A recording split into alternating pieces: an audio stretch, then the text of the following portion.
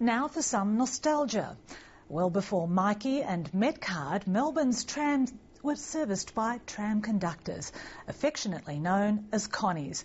A group of enthusiastic tram supporters reckons we should bring them back instead of battling with a new computerised ticketing system. It's the subject of a film showing at the Melbourne International Film Festival called simply Bring 'Em Back, as Kathy Lord reports.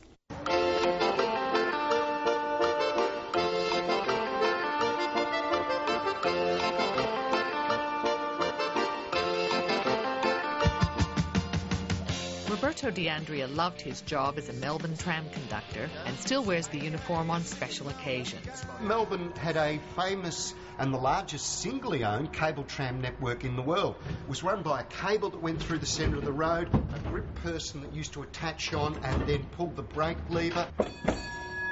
The pulse of the city was at your fingertips, and all of the characters and this diverse jungle of humanity that used to board the trams was beautiful to be in amongst.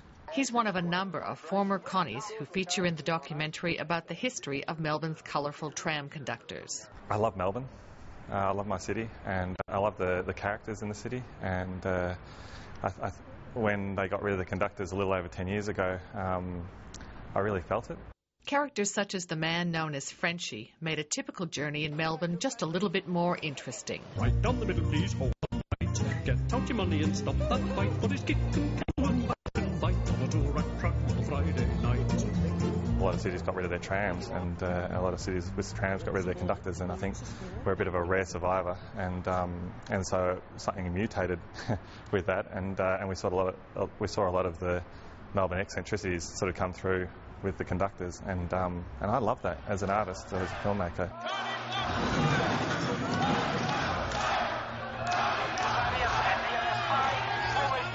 In 1990, the government decided to get rid of tram conductors, leading to a long-running and sometimes violent tram blockade in central Melbourne. On the 1st of January 1990, we ran the service ourselves. So our role was very varied. It was taking on roles that management would normally do. So that was the role of rostering, to looking after the trams and sleeping in them in the city at night. The blockade lasted 33 days, and the reprieve was just temporary.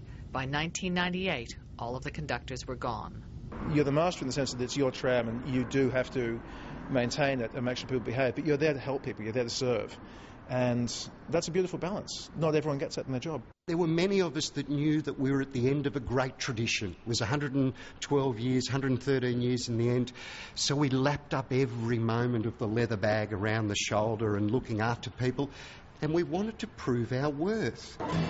When I was a girl, I'd climb aboard the tram, holding my mother's hand, and I wanted to be just like you. Tanya Walkenberg said being a tram conductor was a fantastic job that made you feel like you were part of a living, breathing city.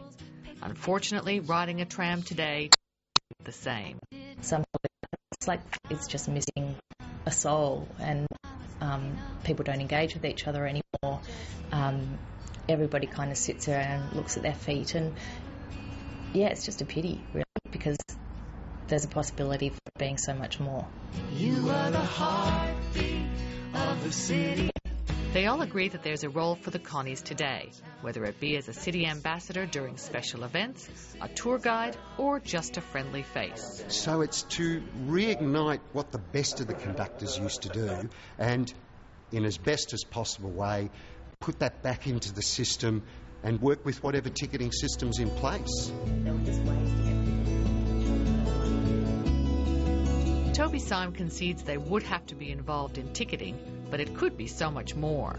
On the one hand, our politicians say that, marvellous Melbourne, and we pride ourselves, and the usual spin. But then they take away things that would make that possible. It would take very little vision to combine the two functions and make the trams a much friendlier place to be. And the movie will be shown next Thursday as part of the Melbourne Film Festival.